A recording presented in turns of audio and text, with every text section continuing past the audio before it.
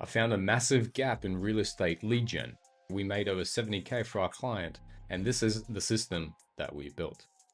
Now, if you don't know me, my name's Henryk. Me and my business partner, we run the biggest voice educational community in the world. If you want to follow this type of content and learn from the best, then click that subscribe button. So let's go into my whiteboard and we'll explain on how all this worked.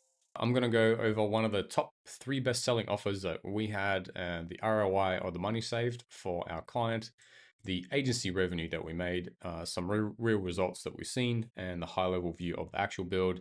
All right, lead qualification, probably the biggest, one of the no-brainer kind of offers that you can make. Our offer to this real estate client that we had, we said, we'll help you with qualifying potential buyers of properties, search for properties, book viewings, and send SMSs with information of the home seller and the information from the actual properties. So we earned them about 70K a month with the system, and we saved them about 7K a month. I'm going to explain a little bit later how we did that and where I got these numbers from. But for now, the agency revenue, if you guys saw my other video, you know, the money was a lot bigger. This is because this was one of our first projects. We started that pretty early last year. We weren't charging as much for our builds back then because we were still learning. So 5K, that's where we started off with. All right, so here are some results from the calls. So we made about 2,000 calls a month. 32% of the calls were booked calls. That means they were qualified leads. And then 6% were people who went through that series of questions and they got that SMS sent. So how do I actually get that 70K? Assuming the lowest close rate on these of 1% of this 38% of people. So 38% of people of 2,000 people would be like 700 something people. 700 something people, 1% of that is around 7 people closed a month. And if we get 10K a pop per lead, 10 times 7 will give us $70,000. Now, how to get that 10K? So if you grab 2.5% commission of $400,000, which is the average cost price of the house right now in the US, we get about 10K there. The other ones were people who were calling in and literally just asking, like, when are you open? Is this house still available? Is it for sale? And then if, once they got that question asked, they just hang up. We also had some people calling up and just not even saying anything, and they're just hanging up. And some people called up and then also were trying to sell them stuff, so they had spam calls coming through. Some of the calls were also transferred to an actual live agent once the person actually requested they want to speak to a human. And this is the high level of the build. I'm going to go through that right now. And what we are doing is starting within vapi, and the main job of this system is to take inbound calls from either a homeowner, a potential buyer, or anyone else. And we had intent-based matching. So if it was a homeowner that was calling in, it would grab the details so that the team can call them back. It confirms a phone number and their name. And if it's a homeowner who actually wants to sell the home, we would then the team would actually call them back. All right. If it was a potential lead, and a potential lead would be anyone who's interested in buying a home, I had to follow a specific script and ask questions like, do you have mortgage pre-approval, and how soon are you able to buy? Now, if this was 2 months or less, then they would be deemed as qualified. And if they answered yes to have a mortgage pre-approval or some kind of money already laying somewhere that they can actually buy the property, then that would then be viewed as being qualified. So if it's a yes and a yes, then they would go to this next part, which will then book them into a Go High Level calendar, which is connected with GCal. All right, so the property search and other.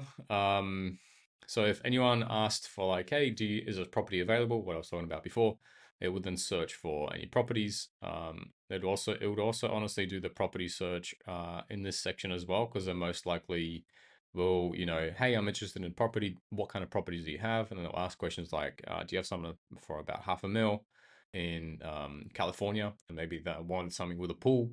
That would also search that up and then take that back to them. And then once they're interested, it will go through those questions. So, if they just wanted to search for that property and just get the information and say whether it's available, then they will just usually hang up because they know it's already on there. And then, or they might just have some common questions like what's the time open, cost you of the services.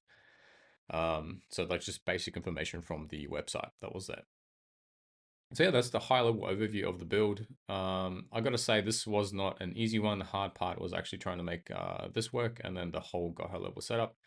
Um, for you guys, if you're just starting out, I would try and keep it as simple as possible. And for lead qualification, I wouldn't actually honestly recommend doing what I did here. And I definitely wouldn't charge just 5K. This would be like a 25K build probably at the moment if I was going to redo that again or more.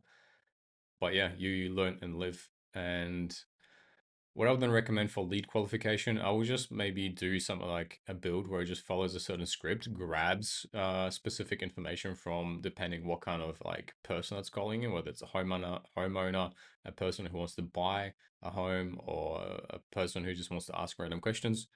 And it just has a certain script that it follows for each one.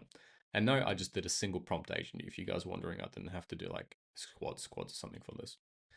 All right, some screenshot, and this is of the only for the upsert and management of the properties. So I was using Quadrant, and again, this was a make.com because you know this build was done very early last year in 2024.